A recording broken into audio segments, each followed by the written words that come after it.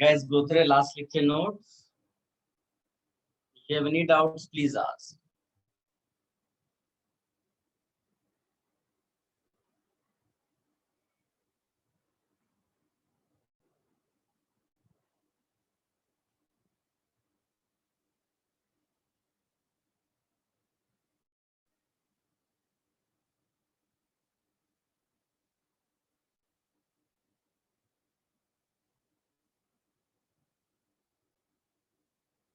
Any doubts? Last lecture notes. Last lecture we were discussing hydrogenation and we talked about mechanism, application part, stereochemistry of hydrogenation.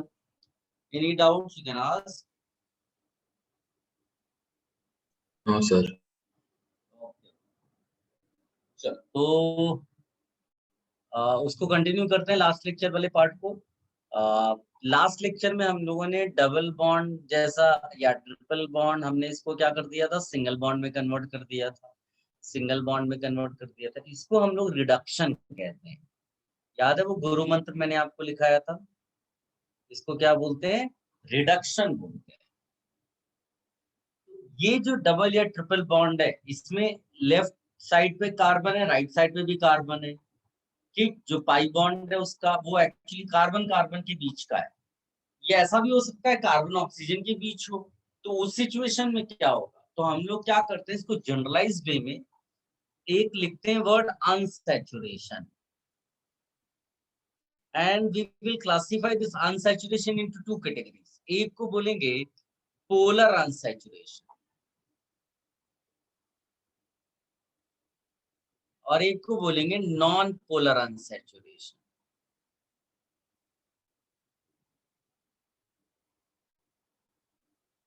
Polar unsaturation, non polar unsaturation. अच्छा, एक बात मैं आपको clear कर दूं, even though हम लोग chapter में, जैसे आज अभी हम एल्केन चैप्टर पढ़ रहे हैं, तो इवन दो एल्केन चैप्टर पढ़ रहे हैं, दैट डज नॉट मीन कि हम बोर्ड वाली स्टाइल में करेंगे कि जब एल्केन पढ़ रहे हो तो खाली एल्केन का डिस्कशन होगा।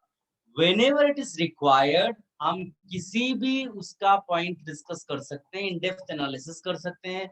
जरूरी नहीं है कि वो एल्केन या उस पर्टिकुलर चैप्टर से रिलेटेड हो। आई होप आप मेरी बात समझ पा रहे हो। सो जो अब मैं अभी आपको बताने जा रहा हूँ, ये एग्जैक्टली एल्केन प्रिपरेशन से इसका लेना देना नहीं है, बट रिडक्शन जो हमने डिस्कस किया ना उससे रिलेशन है। अभी तक हमने जो रिडक्शन पढ़ा वो रिडक्शन था नॉन पोलर अनसैचुरेशन का।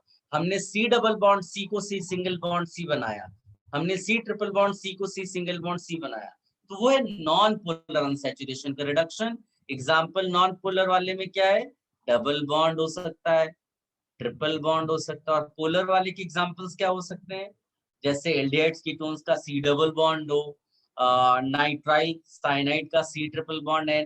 These are the examples of polar unsaturation. ठीक है, तो हम लोग जो दो स्पेशल रिएजेंट्स थ्रू आउट करते हैं, किसके लिए, पोलर अनसैचुरेशन के रिडक्शन के लिए। तो मैं यहाँ लिख भी देता हूँ, two important reagents are used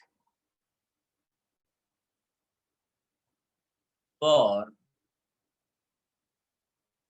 reduction of polar unsaturation। एक को बोलते हैं लिथियम, एल्यूमिनियम हाइड्राइड, फॉर्मूला है LiAlH4, और दूसरा है सोडियम बोरो हाइड्राइड, इसका फॉर्मूला है NaBH4। दोनों एक ही जैसे हैं लगभग, दोनों में हाइड्राइड आता है, बट ये ज्यादा रिएक्टिव है, थोड़ा मोर रिएक्टिव, इसकी रिएक्टिविटी ज्यादा है। वो आपको अभी रिएक्शंस लिख के दिखाऊंगा तो आपको ज्यादा आइडिया लग जाएगा। देखो, कुछ ऐसी रिएक्शंस हैं जिनको आपको स्टार्टिंग से याद रखना पड़ेगा, ठीक है, और हम लोग जब भी टाइम ऐसा आएगा तो हम बार बार ऐसी रिएक्शंस लिखना शुरू करेंगे, सो दैट आपको याद भी हो जाए, क्योंकि एक रात में बैठ करके तो कोई रट नहीं सकता ये सारे रिएक्शन। तो टाइम टू टाइम हम धीरे धीरे ये सब करते रहेंगे तो स्लोली स्लोली स्लोली आपको ये रिएक्शन सारी याद भी हो जाएंगे। तो जैसे मैं यहाँ पर एक टेबल के फॉर्मेट में लिख रहा हूँ। Lithium aluminium hydride followed by hydrolysis होता है, sodium borohydride followed by hydrolysis होता है। इसमें अगर तुमने कोई एल्डिहाइड लिया तो aldehyde will be converted into alcohol, ऐसा। तो एक्चुअली में ये कार्बन को H दे दो और इस कार्बन को H दे दो, तो यहाँ पर तुम्हें ऐसा कंपाउंड मिल जाएगा। बट ये हाइड्रोजनेशन नहीं है, ये हाइड्रोजनेशन नहीं है, ये है रिएजेंट का रिएक्शन जो लिथियम एल्यूमिनियम हाइड्राइड है। तो H माइनस जो है ना ये इसका, वो इस कार्बन को मिलता है, और O माइनस को जब हाइड्रोलिसिस करते हैं तो उसको H मिल जाता है। तो ये इसमें आप ये भी यूज कर सकते हो, ये भी यूज कर सकते हो।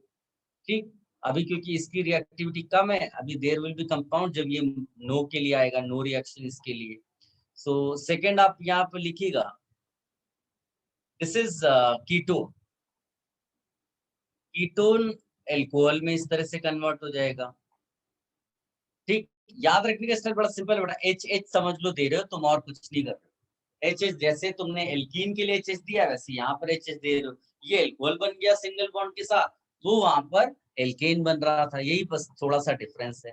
इसमें फिर आगे जो है एक इम्पोर्टेंट कंपाउंड एस्टर, ये जब रिएक्शन करता है तो याद करो मैंने आपको रिएक्शन मैकेनिज्म में ए एन डी एन पढ़ाया है।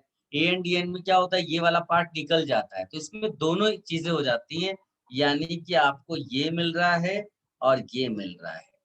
याद रखने वाली बात ये है कि जो है इसमें लिथियम एल्यूमिनियम हाइड्राइड यूज कर पाते हैं, ये नहीं, यानी ये उतना इफेक्टिव नहीं है कि एस्टर को रिड्यूस करा दे। ठीक है, इसी तरह से R C triple bond N की रिएक्शन है, RCH2NH2 बनता है, ये ऐसा बना लो। इसके अलावा एक हाँ RCOH की रिएक्शन भी लिख सकते हो, इसमें RCH2OH बन जाता है, ये यूज करते हैं, ये नहीं यूज करते हैं। एक बड़ी अलग सी रिएक्शन है RCONH2 की रिएक्शन, क्योंकि सब जगह जहां RCO है वहां एल्कोहल बन रहा है, एल्कोहल बन रहा है, एल्कोहल बन रहा है। लेकिन ये ऐसा कंपाउंड है, इसको अलग से याद रखना पड़ेगा तुम्हें, ये थोड़ा एक्सेप्शनल बिहेवियर वाला है, इसमें एमाइन मिलता है, इसमें एल्कोहल नहीं मिलता है। तो इसको हाईलाइट कर लें, स्टार मार्क लगा देना कि भी ये अलग से याद रखना है ना। ये सारी रिएक्शंस आपकी बड़ी इंपॉर्टेंट और थ्रू आउट ऑर्गेनिक केमिस्ट्री में हम एप्लीकेशंस में इसको यूज करने वाले हैं। तो मैं पहले दिन से ही लगभग आपको ये बताता चल रहा हूँ, तो इसको कॉपी कर लो आप पहले। ये सारे जितने मैंने यहाँ लिखे सबके सब रिडक्शंस हैं, क्या नॉन सॉरी पोलर अनसैचुरेशंस के। ठीक है, आप स्टार्ट करिए यहाँ से, हो जाए तो बताइए, I will change the page.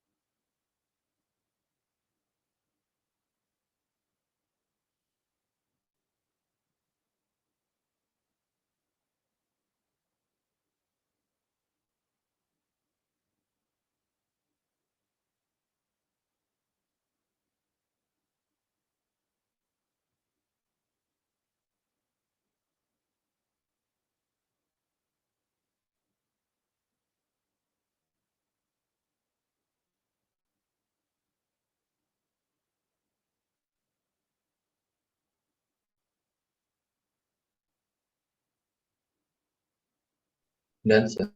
C triple bond N के नीचे क्या लिखा है?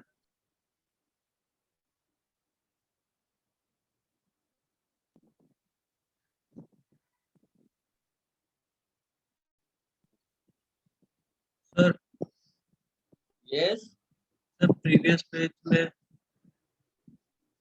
प्रीवियस पेज इसका सी ट्रिपल बॉन्ड एन के नीचे क्या लिखा है?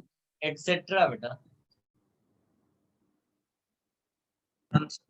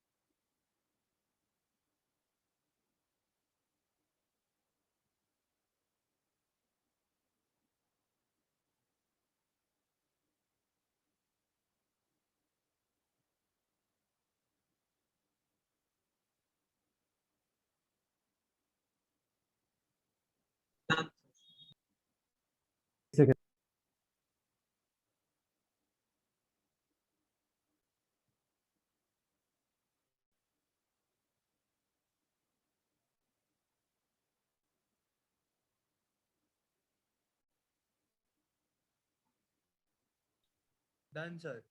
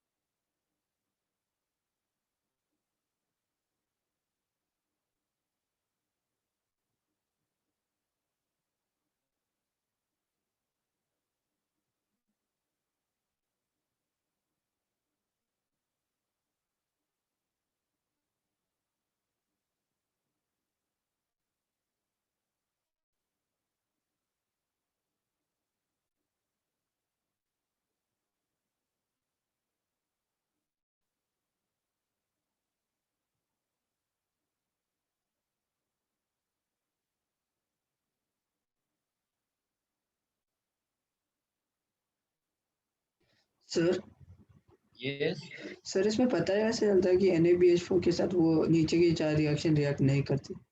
वो एक्चुअली तुमको याद रखना पड़ेगा, इसीलिए तो मैं पहले दिन से ही बता रहा, नहीं तो ये सीधे सीधे मैं बाद में नहीं बता सकता था जब एसिड डेरिवेटिव, लेकिन क्या वो लास्ट चैप्टर है, तब तक आप वेट नहीं कर सकते ना, तो जो इम्पोर्टेंट होगा वो हम बार बार करेंगे सो दैट वो आपको याद हो जाए स्लो, ठीक है। Okay sir.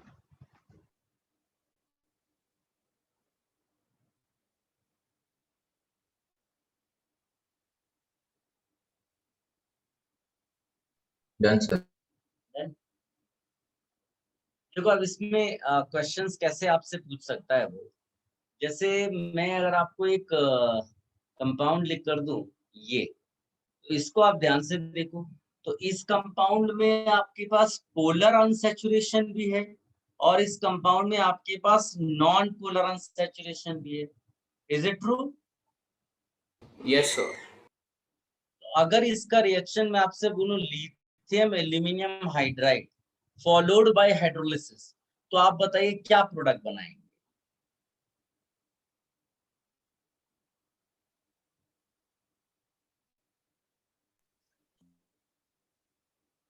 ये बनाएंगे, करेक्ट और इनकरेक्ट? Yes, sir. ये इनकरेक्ट है बेटा, क्योंकि नॉन पोलर रिडक्शन नहीं करता ना वो, ये ऐसे ही रहेगा, ठीक। फिर अगर इसका रिएक्शन H2NI के साथ करा दिया गया 1 मोल, तो याद करिए लास्ट लेक्चर मैंने आपको केमो सेलेक्टिविटी पढ़ाई थी कि H2NI की पहली पसंद कौन सी होती है? नॉन पोलर वाली, यानी इसका आंसर क्या होगा? ये। फिर अगर आपने इसमें H2NI डाल दिया और जितना रिक्वायर्ड है उतना डाल दिया, मान लीजिए 2 मोल लिख दिया, तो क्या होगा? फिर ये दोनों को रिड्यूस कर देगा ऐसा। लेकिन एक स्पेशल रिएजेंट है विल्किंसन कैटलिस्ट, लास्ट लेक्चर पढ़ा था, ये रीजियो सिलेक्टिव होता है for non polar,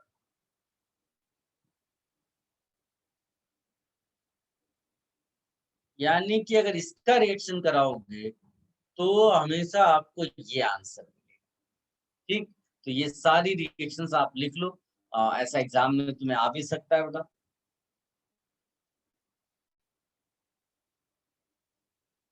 You have any confusion, you please ask, huh?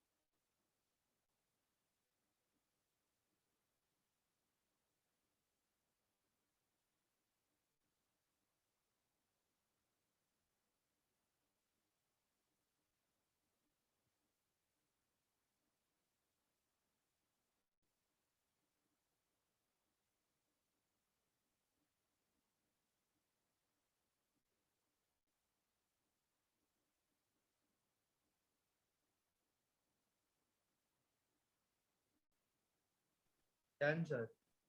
Yeah.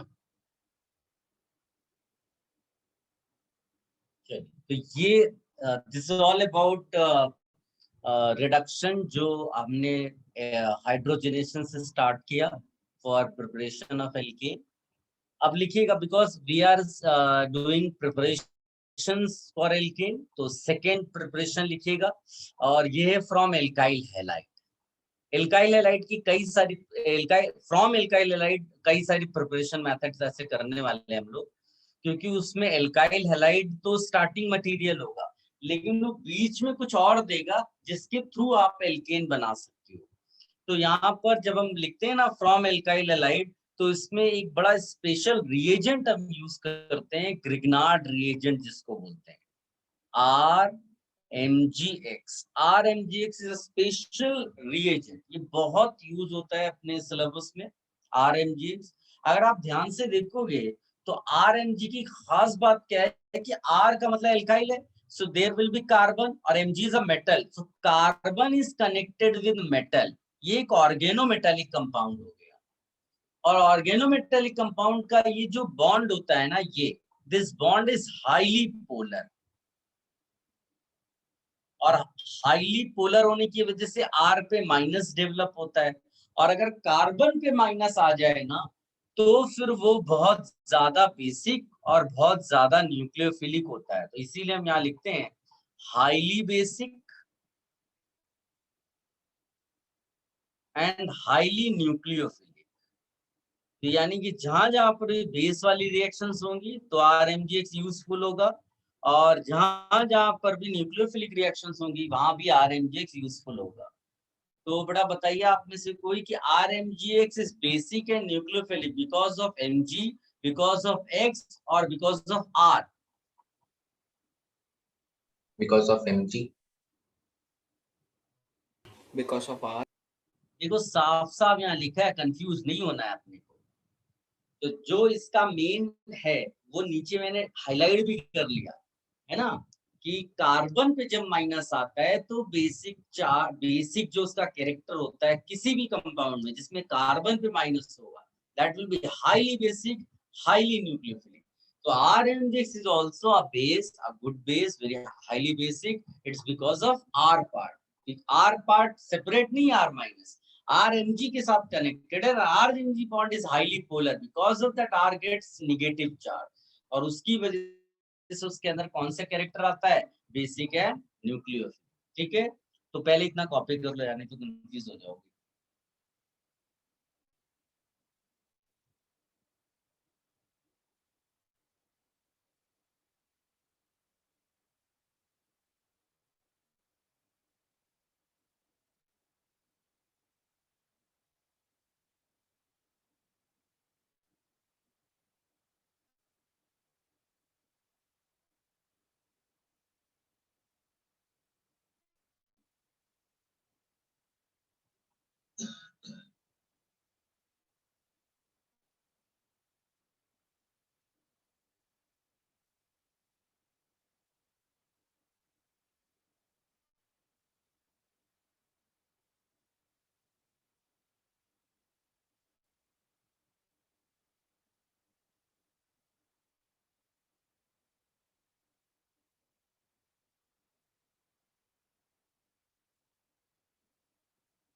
Sir वो स्टे कनेक्टेड टू मेटल क्या है? क्या बेटा? Carbon connected to metal. आवाज समझ में नहीं आ रही है. कोई हेल्प कर सकता है इसकी, जिसको समझ में आया हो क्या पूछ रहा है ये? क्या बोला नहीं समझा. मैं भी नहीं समझा बेटा.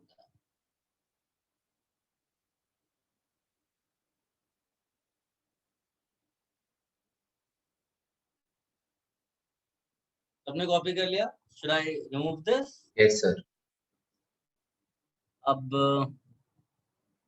देखो, RMGX तो हमने यहाँ लिखा नहीं. हमने यहाँ क्या लिखा? From alkyl halide. तो एल्काइल हैलाइड आपको पहले RMGX देगा. कैसे? तो उसके लिए उसका प्रिपरेशन जो हम करते हैं ग्रिग्नार्ड रिएजेंट का, वो उसमें RX लेते हैं और उसमें Mg डाल देते हैं. सॉल्वेंट हम लोग ड्राई ईथर लेते हैं और ये बन जाता है RMGX. ऐसा, ठीक है, RMGX. और फॉर्मूला तो आपको ड्राई ईथर का मालूम ही, ROR. ऐसा, इसकी रिएक्टिविटी लिख सकते हो फॉर प्रिपरेशन.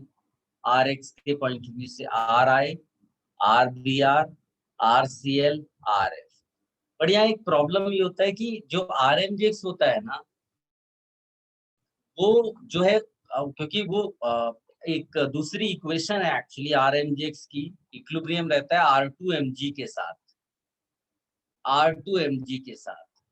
तो RMGX को स्टेबल होना जरूरी है, इसलिए ड्राई ईथर उसको स्टेबलाइज करता है. ये मैं भी नोट करके लिखा दूंगा, ऑल्दो इस पे बेस्ड क्वेश्चन नहीं आता है, बट फिर भी आप लिखने में क्या जाता है. ये मैंने स्टेबलाइज करके, तो ये इक्विलिब्रियम लेफ्ट हैंड साइड में ही रहती है, यानी यही सिस्टम में ज्यादा एग्जिस्ट करता है ग्रिग्नार्ड रिएजेंट. तो पहले ये कॉपी कर लो, इसके बारे में एक नोट लिखा.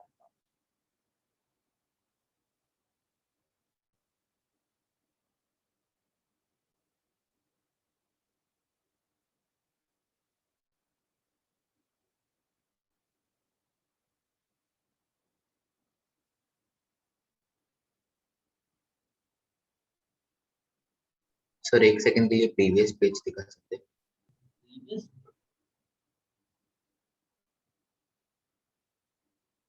Yes sir, done.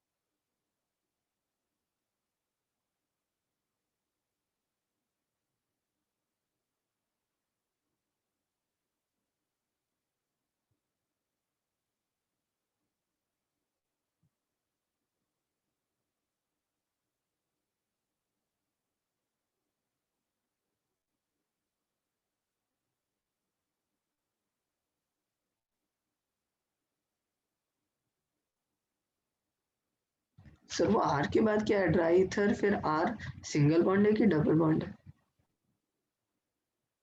कहाँ पर बेटा इसकी बात कर रहे हो क्या? सर ड्राई ईथर के राइट में। RMGX सब सिंगल सिंगल है। Okay sir.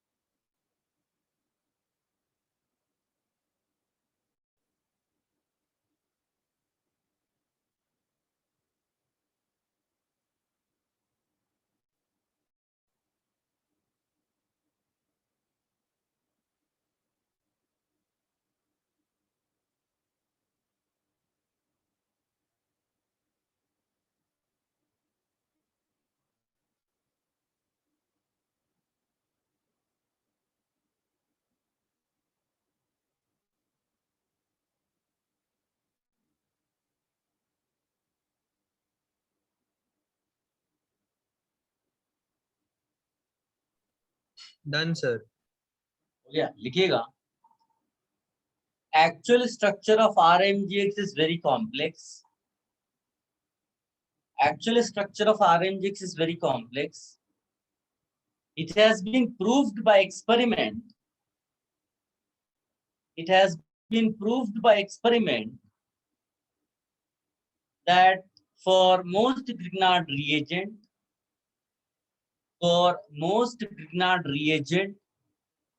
there is an equilibrium.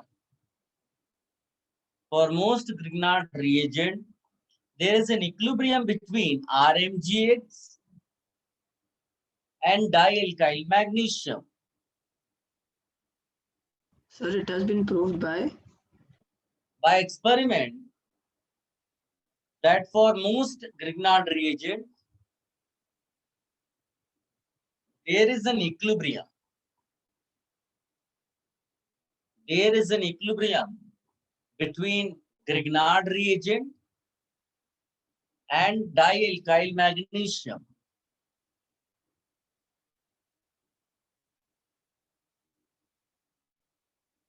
Further लिखिएगा।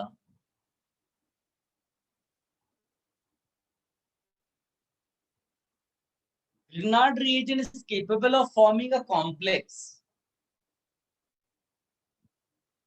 Grignard reagent is capable of forming a complex with solvent.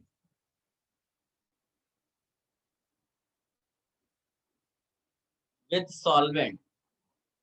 And this is an important factor. This is an important factor in the formation. This is an important factor in the formation and stability of Grignard reagent. Important factor in the formation and stability of Grignard reagent. तो देखो ये note इतना important नहीं है, इसको आप ignore भी कर सकते हो। जिस कॉम्प्लेक्स को आपने लास्ट में लिखा वो ये है जो नीचे आपने ये बनाया हुआ है, ठीक। जिस इक्विलिब्रियम की बात करें वो ये इक्विलिब्रियम है, ठीक। तो इतना नोट इंपॉर्टेंट नहीं है। मेन एक्चुअली अब जो मैं बताने जा रहा हूँ, because we have to do preparation of alkane, तो ध्यान से सुनना। प्रिपरेशन ऑफ एल्केन में ग्रिग्नार्ड रिएजेंट की बेसिक कैरेक्टरिस्टिक हम यूज करते हैं। Grignard reagent is a very good base, है ना। तो अगर कोई भी कंपाउंड आप लेकर आओगे जिसमें एसिडिक H हो, generally H connected to O, H connected to O alcohol भी हो सकता है, H कनेक्टेड टू O तुम्हारा वाटर भी हो सकता है, कार्बोक्सिलिक एसिड भी हो सकता है, ये सब हो सकते हैं। तो बहुत सारे इस तरह के तुम लिख सकते हो जिनमें आपको H कनेक्टेड टू O मिलेगा। फिर H कनेक्टेड टू सल्फर भी हो सकता है, right. H connected to nitrogen भी हो सकता है, Cl भी हो सकता है, ज्यादा जो पॉपुलर है एक, वो है टर्मिनल एल्काइन। याद रखना, एल्कीन नहीं, एल्कीन के साथ रिएक्शन नहीं करता, एल्केन वाले H के साथ नहीं करता। ठीक, H कनेक्टेड टू O है, H कनेक्टेड टू N है, H कनेक्टेड टू S है, H कनेक्टेड टू F है, ये सब चलेगा। और टर्मिनल एल्काइन चलेगा। इसके अलावा एक्टिव मिथाइलिन चलता है। याद करिए, एक्टिव मिथाइलिन हमने लिखा था ना कि ऐसा CH2 जिसके आजू बाजू जो है इलेक्ट्रॉन विड्रॉइंग ग्रुप होती है, ये भी चलेगा। तो इन सब में होता क्या है, बिकॉज RMGX अपना बेसिक कैरेक्टर यूज करता है, तो R will abstract this H only, बस, और बना देगा RH। कितना आसान है देखिए। और जो रिमेनिंग पार्ट है वो इंपॉर्टेंट नहीं है, बट फिर भी लिख लेते हैं। X पहले से Mg से कनेक्टेड है, वो H लग जाएगा। अब दूसरी वाली रिएक्शन देखो, सिंपली ये H निकालेगा, RH बना लेगा। रिमेनिंग पार्ट क्या लिखोगे, X ऑलरेडी कनेक्टेड है, उधर से क्या बचा, OC2H5। इसमें क्या करोगे, RH, remaining part Mg, X लगा है, इधर OOC लगा दिया, राइट। फिर इसमें क्या करोगे, H निकाल दोगे, RH बना दोगे, रिमेनिंग पार्ट Mg, इधर X लगा हुआ है, C ट्रिपल बॉन्ड CR'। ठीक, सो हर बार आप देखोगे एल्केन आपका मिल रहा है, तो मेन एक्चुअली है R का H एब्स्ट्रैक्ट करना। कॉपी कर लो। If you have any confusion you ask. हाँ, इसका न्यूक्लियोफिलिक कैरेक्टर हम दूसरे चैप्टर में पढ़ेंगे, अभी हमको केवल बेसिक कैरेक्टर पढ़ना है।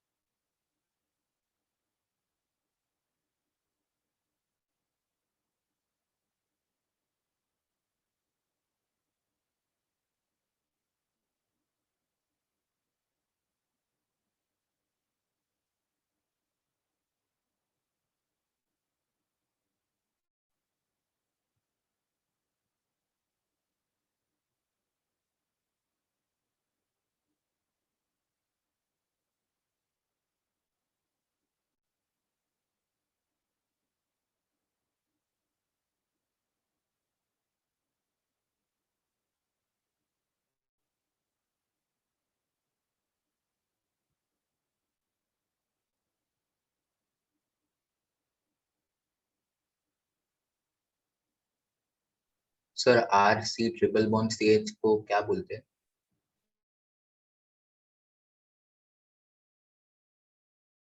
टर्मिनल एल्काइन ये होगा कि एंड पोजीशन पे तुम्हारा ट्रिपल बॉन्ड होगा और फिर उस कार्बन से H लगा होगा।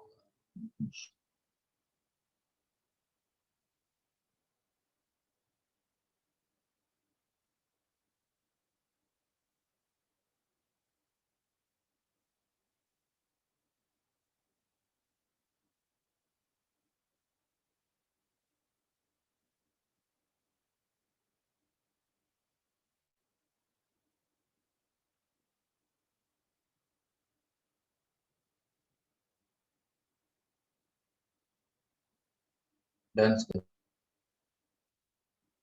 Done.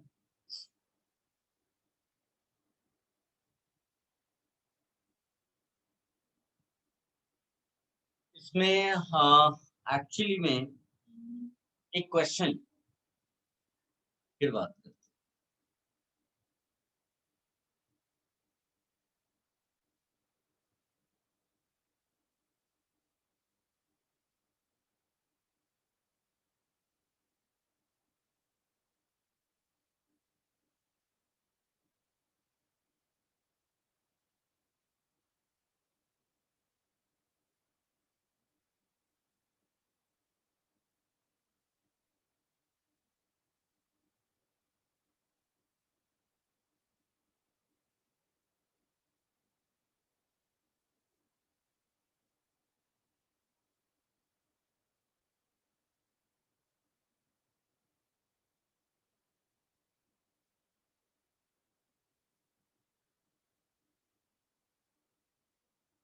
गाइस स्ट्रक्चर निकालिए इसका और जरा व्हाट्सएप करिए ग्रुप पे,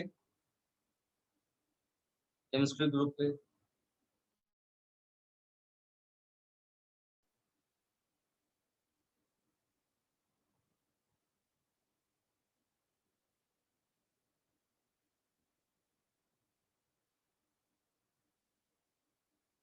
सर स्ट्रक्चर ऑफ ए मतलब C9H4 का? क्या बेटा? स्ट्रक्चर ऑफ ए मतलब C9H4 का? Yes yes. Okay sir.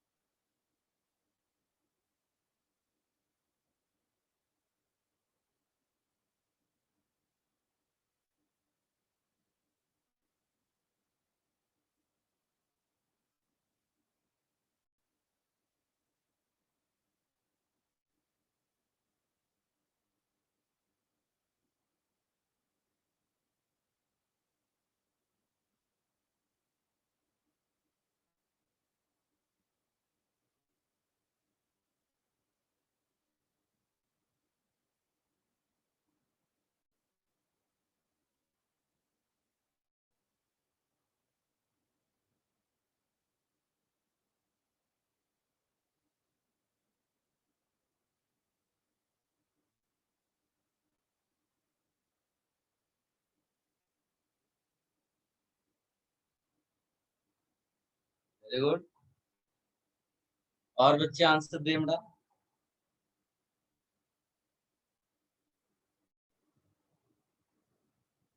फटाफट सोचिए क्या पॉसिबिलिटी है आंसर्स की।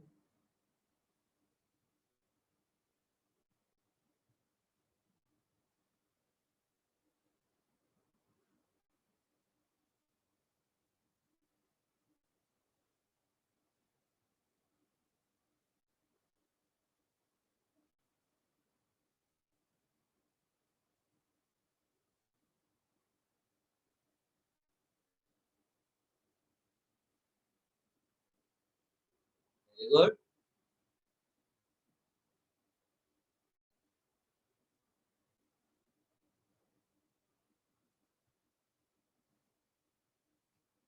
अदर स्टूडेंट फटाफट सोचिए। देखो सबसे पहली चीज में याद करिए, आइसोमेरिज्म में हमने क्या किया था, जब भी तुम्हें स्ट्रक्चर्स फाइंड आउट करने होते हैं तो सबसे पहले क्या निकालना होता है, डिग्री ऑफ अनसैचुरेशन।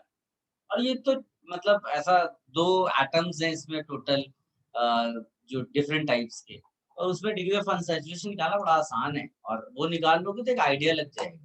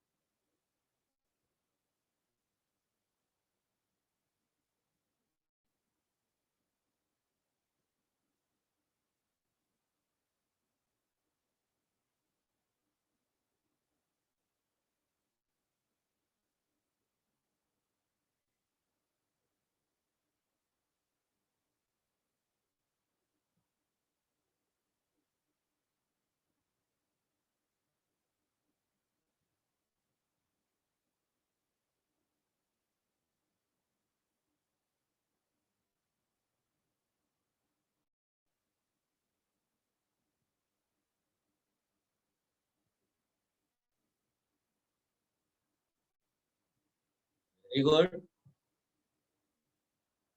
लेकिन वही 3-4 बच्चे ही पार्टिसिपेट करते हैं। आई वांट कि आंसर ज्यादातर देंगे। इट्स नॉट अबाउट कि हर किसी को करेक्ट आंसर आ जाए। आपने स्टार्ट क्या किया, कुछ जब आप इसमें डालते हैं तो मैं उसको चेक कर रहा हूँ कि किसने क्या किया है। केवल स्ट्रक्चर जरूरी नहीं है, आप प्रोसीजर भी डाल सकते हैं कि आपने DOU इतना निकाला, फिर तुमने ऐसा ट्राई किया। What ever structure you have tried, at least वो लिखो तो।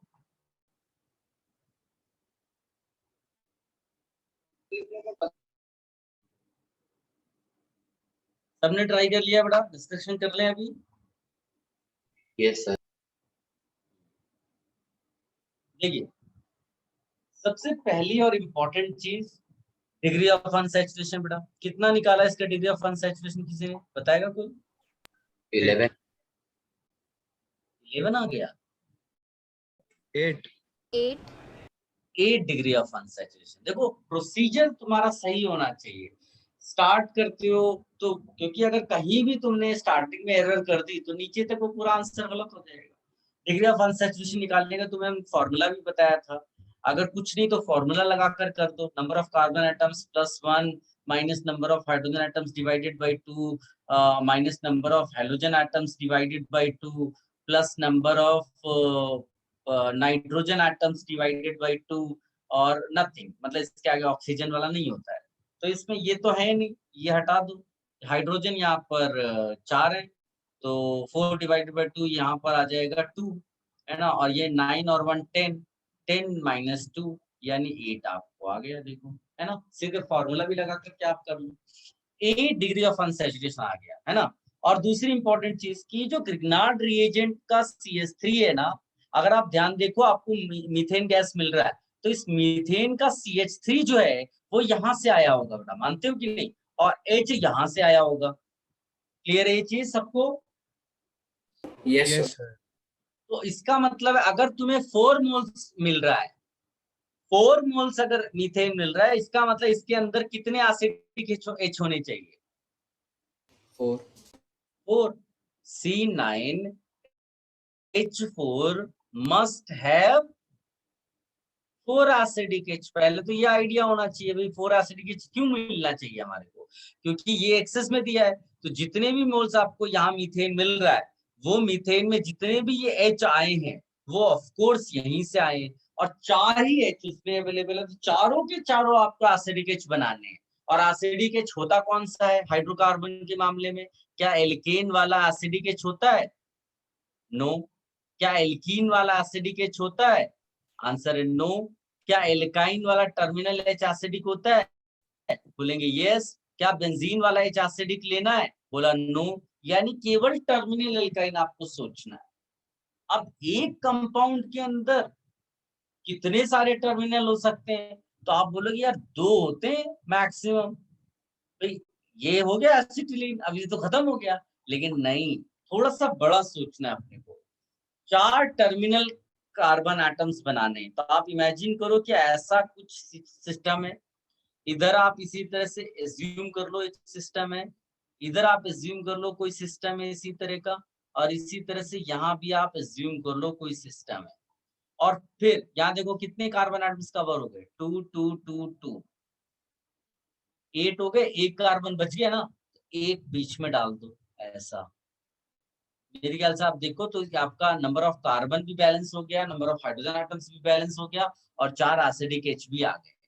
वैसे तो ऑप्शंस आपके पास होंगे एग्जाम में, वो ज्यादा इजी पड़ेगा, लेकिन एक अपना जो थॉट प्रोसेस है उसको परफेक्ट करके चलना है, इसलिए मैंने आपको सब्जेक्टिव मैनर में दिया। कॉपी कर लो इसको बेटा। Anyone having any confusion please ask.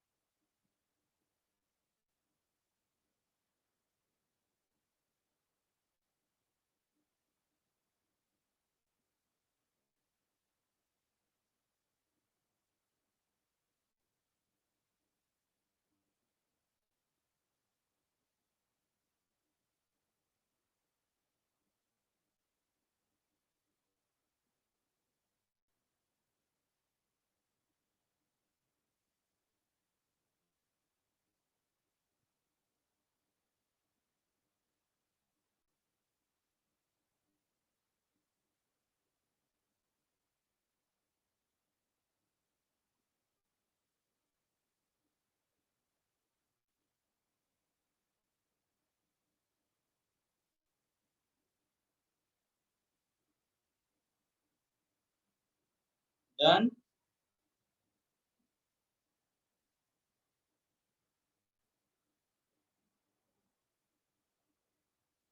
Done, sir.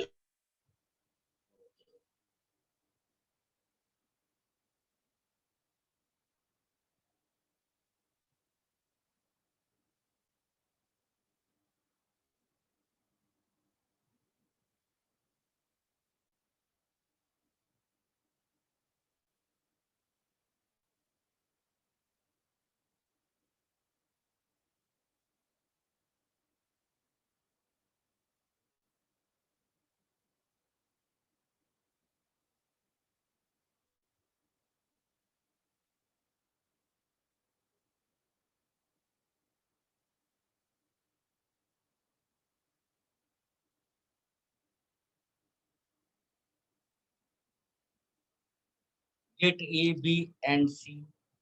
कोई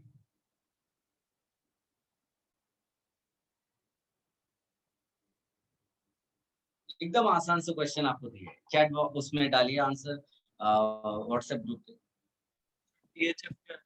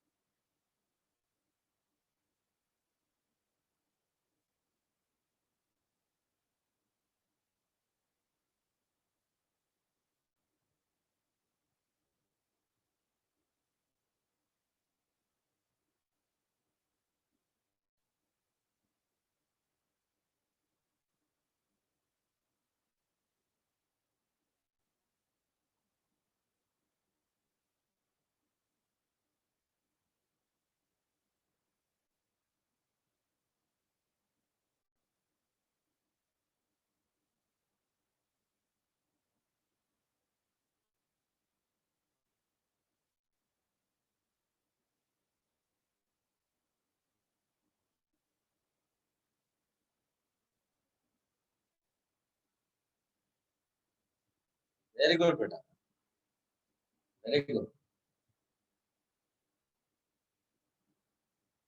वेरी गुड। सबको आंसर आना चाहिए बेटा, ट्राई करोगे कुछ तो भेजोगे तो ही समझ में आएगा मुझे। राइट आंसर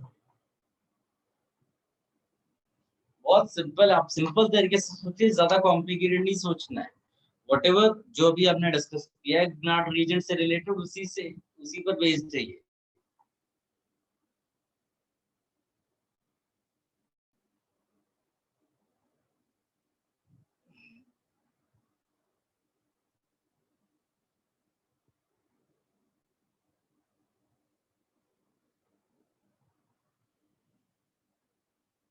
सबने कर लिया बेटा?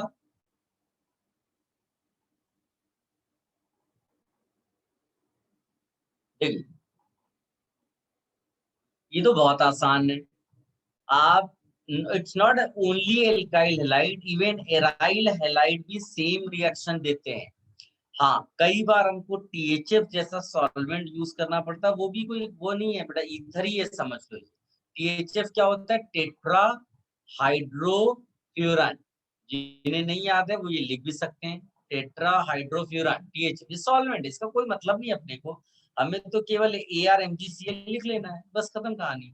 ArMgCl है तो यहाँ पर वही चीज बना दो, ये Ar हो गया, MgCl, खत्म, A मिल गया आपको। अब जब तुम इसके साथ रिएक्शन करो, इसका कोई रोल ही नहीं है, it is only acidic H that will react. तो ये फिनाइल ऐसे H लेगा, तो फिनाइल और H बन जाएगा बेंजीन रिंग, ऐसा। और रिमेनिंग पार्ट मैंने तुमको बताया पहले से, कैसे लिखोगे। Mg के साथ Cl कनेक्टेड है, वो रहेगा, और यहाँ पर OCH2CH3 आ जाएगा। ये आपका B और C आ गया। तो जिन बच्चों को ये आंसर्स आ गए, बहुत अच्छी बात है, वरना कॉपी करो।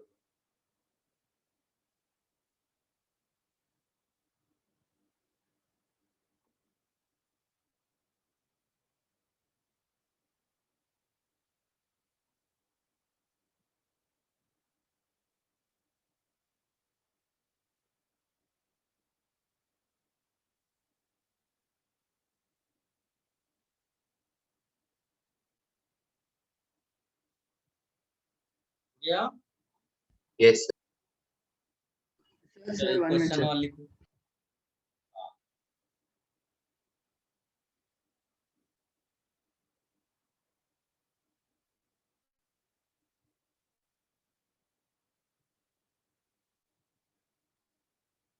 X milligram of methanol CH3OH, X gram of methanol is reacted with,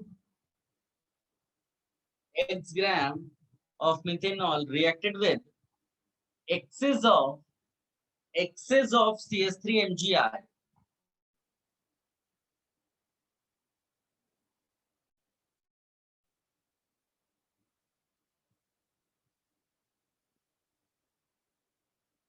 Excess of CH3MgI, comma 1.04 ml of a gas is released. 1.04 ml of a gas is released at 0 degree Celsius and 1 atm pressure. At 0 degree Celsius and 1 atm pressure, what is the value of X?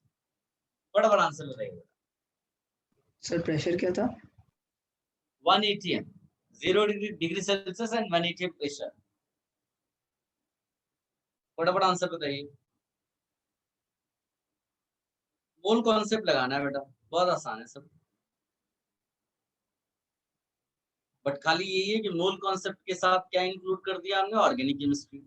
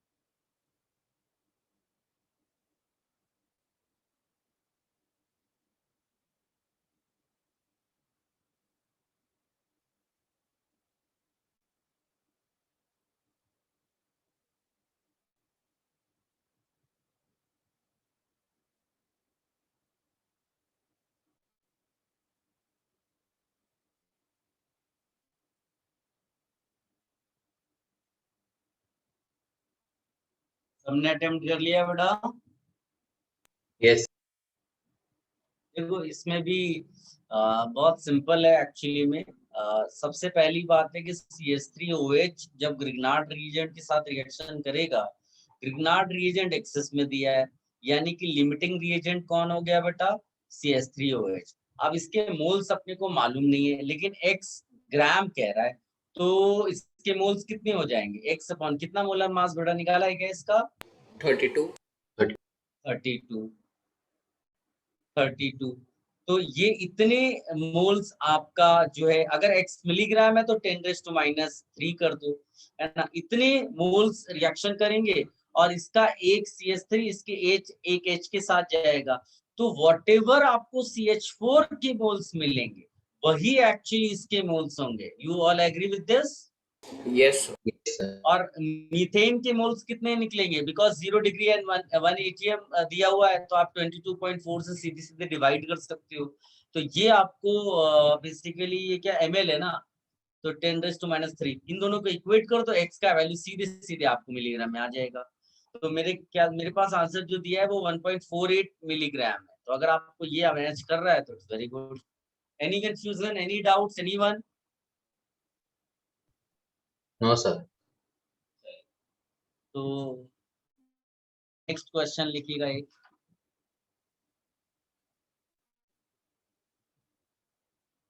Are you ready? Yes, sir.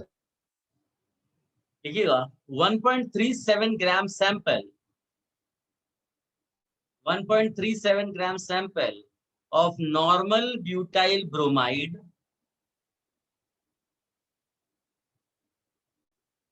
was converted to Grignard reagent.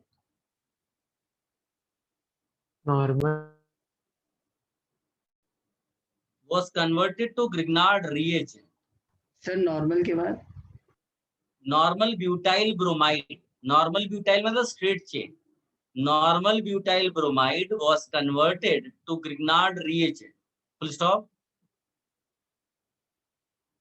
What volume of butane measured over water at 20 degrees Celsius and 750 mm pressure at 20 degrees Celsius and at 750 mm pressure will be produced on addition of water to Grignard reagent. Aqueous tension of water at 20 degrees Celsius is 17.4 mm. Aqueous tension of water at 20 degrees Celsius is 17.4 mm. जो gaseous state को हमने link कर दिया अपने organic chemistry से और एक question frame हो गया। ठीक है, फटाफट आंसर बताओ बेटा इसका। सर क्वेश्चन क्या होगा? Aqueous tension at 20 degrees Celsius given as 17.4 mm. Sir, addition of water के बाद क्या Addition of water to the Grignard reagent और aqueous tension दिया हुआ है 17.4 mm.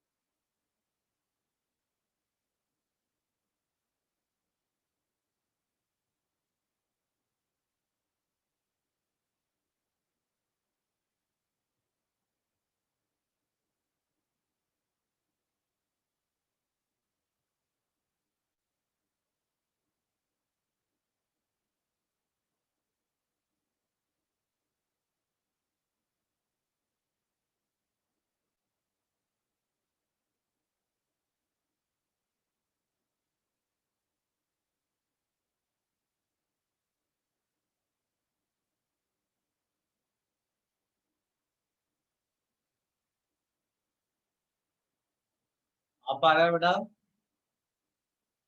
सर 1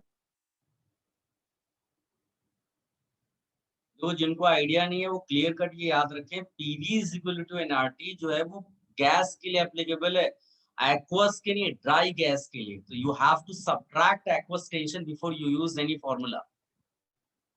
फिजिकल केमिस्ट्री में आपको पढ़ाया गया होगा।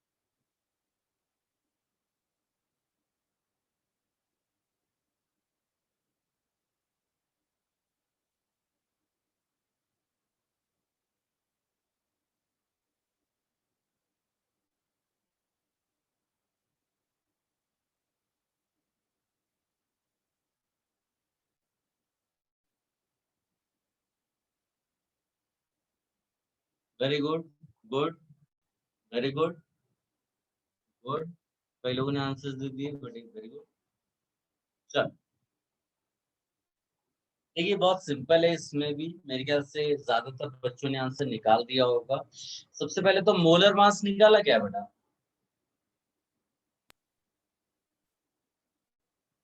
नॉर्मल ब्यूटाइल ब्रोमाइड ये होता है CH3 CH2 CH2 CH2Br। इसका मोलर मास किसी ने निकाला? 137 137 137। तो इसका मतलब आप मोल्स निकाल सकते हो, है ना? 1.37 137 यानी 0.01 मोल्स आ गया। और अगर एक मोल नॉर्मल ब्यूटाइल ब्रोमाइड लोगे तो उससे ब्यूटेन भी एक ही मोल मिलेगा, क्योंकि सबसे पहले ग्रिग्नार्ड रिएजेंट बनेगा, फिर ग्रिग्नार्ड रिएजेंट वाटर से रिएक्शन करेगा, तो यहाँ ये है और वाटर का H आएगा तो ब्यूटेन मिल जाएगा। तो एक्चुअली में आपको जो ब्यूटेन के मोल्स हैं वो कितने होंगे? 0.01, है ना? और आपको वॉल्यूम निकालना है, तो as I told you PV square NRT आप फॉर्मूला लगा सकते हो, बट केयरफुल ये रहना है कि आपको प्रेशर जो है वो ड्राई गैस के लिए चाहिए, जबकि दिया किसका? एक्वस का। तो आपको क्या करना पड़ेगा? 750 माइनस 17.4, ये प्रेशर हो गया, और ये किसमें है? MM में है, तो 760 से डिवाइड कर दो, यूनिट बहुत इंपॉर्टेंट है। वॉल्यूम तो निकालना है, और n की वैल्यू 0.01 रख दो, R 0.0821 रख दो। टेम्परेचर दिया है 20 डिग्री दिया है ना, तो 273 प्लस 20 कितना रख दोगे? 293। यहाँ से वॉल्यूम आ जाएगा लीटर में, सीधे सीधे आपको आंसर आ जाएगा। Any confusion anybody? रिमूव कर दें?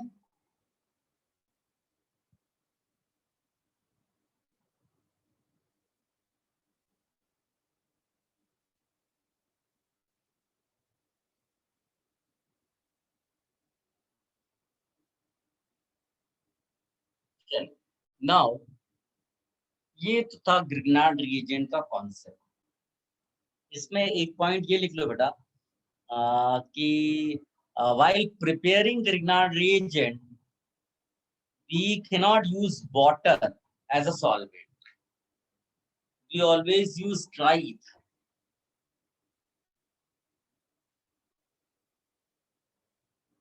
और बहुत सिंपल है, अगर तुम्हें ग्रिग्नार्ड रिएजेंट बनाना है और तुमने वाटर सॉल्वेंट ले लिया तो ग्रिग्नार्ड रिएजेंट कभी मिलेगा ही नहीं, आपको एल्केन डायरेक्ट मिल जाएगा। बट ग्रिग्नार्ड रिएजेंट तो दूसरी रिएक्शन में भी यूज होता है, खाली प्रिपरेशन ऑफ एल्केन में तो यूज नहीं होता, इसलिए ये नोट लिखना जरूरी था। चलिए अब आते हैं नेक्स्ट प्रिपरेशन मेथड में। अगेन यहाँ लिखिएगा from alkyl halide. Again from alkyl halide, but दूसरा रिएक्शन हम लोग लिखेंगे दैट इज वेरी पॉपुलर, जिसको बोलते हैं वर्ज रिएक्शन। अगर आपका 11th स्टैंडर्ड का एग्जाम अच्छे से हुआ होता तो ये रिएक्शन हमेशा एग्जाम्स में पूछी जाती, वर्ज रिएक्शन। तो इसमें क्या करते हैं हम लोग, दो मॉलिक्यूल्स लेते हैं एल्काइल हैलाइड के और सोडियम डाल देते हैं, सोडियम। तो इसमें जैसे मान लीजिए मैं इसको ऐसा लिख दूं और सोडियम यहाँ पर ऐसे ले लो, तो ये समझ लो कि X जो है वो सोडियम के साथ चला जाएगा, जो बाकी बच गया उसको आपस में जोड़ दो। This the way we write product. तो एक कपलिंग टाइप की रिएक्शन हो रही है, दो आर आपस में जुड़ रहे हैं, कपलिंग टाइप की रिएक्शन है। ये लिख लो और यहाँ रिएक्टिविटी ऑर्डर भी आप डाल सकते हो। रिएक्टिविटी ऑर्डर आप लिख सकते हो RI greater than RBR greater than RCl greater than RF। इसको कॉपी कर लो बेटा और फिर एक नोट लिखो।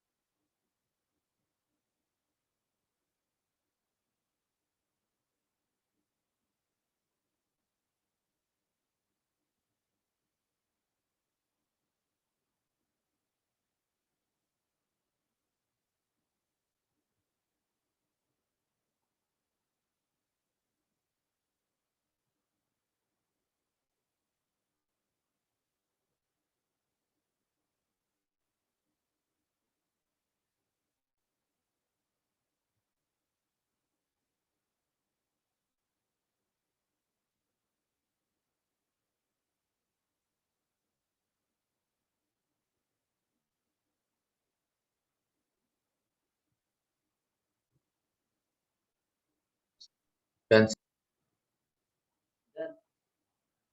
Sir, Guys, just यहाँ a नोट लिख।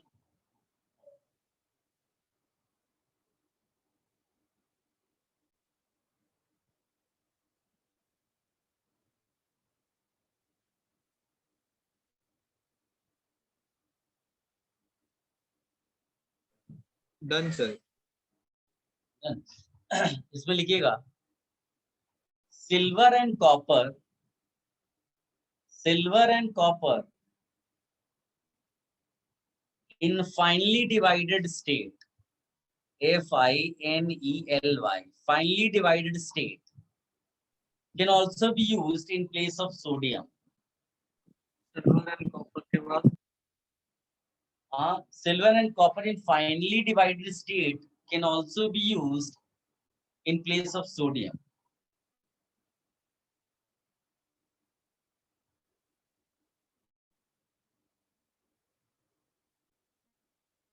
Guys, इसका एक्चुअली मैकेनिज्म इंपॉर्टेंट है, लेकिन दो मैकेनिज्म्स इसकी प्रपोज्ड है। अनफॉर्चुनेटली इसके लिए साइंटिस्ट एक मैकेनिज्म पे कंक्लूड नहीं कर पाए। दोनों मैकेनिज्म्स आपको सही सही आंसर तक लेकर जाती है। मैकेनिज्म तो मतलब साइंस है, साइंस एक से ज्यादा हो सकती है किसी भी फैक्ट के लिए। तो इसमें स्टेप 1 जो कंसीडर करते हैं ना, देखो मैं आपको एकदम सिंपल वाली स्टाइल से सिखाता हूँ। ये सोडियम है ना, सोडियम कहता है कि देखो मेरे पास एक ऑड इलेक्ट्रॉन है। RCl के पास आप देखोगे शेयरिंग वाला बॉन्ड बॉन्ड पेयर है। तो ये सोडियम कहता है कि भाई Cl तुम R के साथ बॉन्ड क्यों बना रहे हो, तुमको एक इलेक्ट्रॉन चाहिए तो तुम शेयरिंग करके जिंदगी क्यों बिता रहे हो, मेरे साथ आओ, मैं तुम्हें अपना इलेक्ट्रॉन दे देता हूँ कंप्लीट वे में। तो भाई Cl को लालच आया, Cl ने अपना एक इलेक्ट्रॉन उठाया और निकल लिया, और R को बोला भाई तुम्हारे साथ मेरी बॉन्डिंग बन नहीं रही है। R बेचारा अकेला रह गया और सोडियम ने अपना वादा निभाया और अपना इलेक्ट्रॉन दे दिया। तो सोडियम Na+ के फॉर्म में बच गया और Cl खुश हो गया क्योंकि उसका ऑक्टेट कंप्लीट हो गया और Cl- बन गया। क्लियर है? अब बेचारा उदास कौन है? R। तो स्टेप 2 में फिर R बोला अब मेरा क्या होगा, मुझे भी तो बॉन्डिंग के लिए कोई ना कोई चाहिए। तो R को कोई मिल नहीं रहा है, तो उसने फिर क्या किया, अपने दूसरे R को बुलाया, बोला देखो हमें कोई मिलने वाला नहीं है, तो चलो अपने अपने इलेक्ट्रॉन को हम यूज करें और अपना एक बॉन्ड क्रिएट करें। This way you get a coupling product. क्या आप मेरी बात समझ पाए? एकदम सिंपल तरीके से आपको मैंने समझाया है। ये मैकेनिज्म वन हो गई जिसमें एक्चुअली में फ्री रेडिकल बनता है एज इंटरमीडिएट। इसका जो दूसरा मैकेनिज्म है उसमें देखो इंटरेस्टिंग पार्ट, जो सोडियम था ना वो दोनों को इन्फ्लुएंस करता है, कहता है ऐसा है तुम दोनों बॉन्डिंग छोड़ो, मैं दोनों को एक एक इलेक्ट्रॉन देता हूं। अब दोनों को एक एक इलेक्ट्रॉन देगा तो एक तो Cl माइनस बन जाएगा और एक R माइनस बन जाएगा, तो R माइनस के साथ भी Na प्लस, ये केवल ये कोई शेयरिंग नहीं है, ये तो इलेक्ट्रोस्टैटिक फोर्स है, ये इस तरह से बन गया। अब स्टेप 2 में वो जो R माइनस है ना वो न्यूक्लियोफाइल का काम करता है और दूसरा एल्काइल हैलाइड है। याद करो SN2 रिएक्शन में क्या होता है, न्यूक्लियोफाइल आएगा, अटैक करेगा, Cl को हटा देगा, R बन गया। देखो क्या आप समझ पाए? तो दोनों में हुआ, एक में कॉम्प्लेक्स बन रहा है और एक में, यानी एक में कार्बन आयन कॉम्प्लेक्स बना और एक में फ्री रेडिकल बन रहा है। दोनों मैकेनिज्म्स को आप कॉपी कर लो बेटा।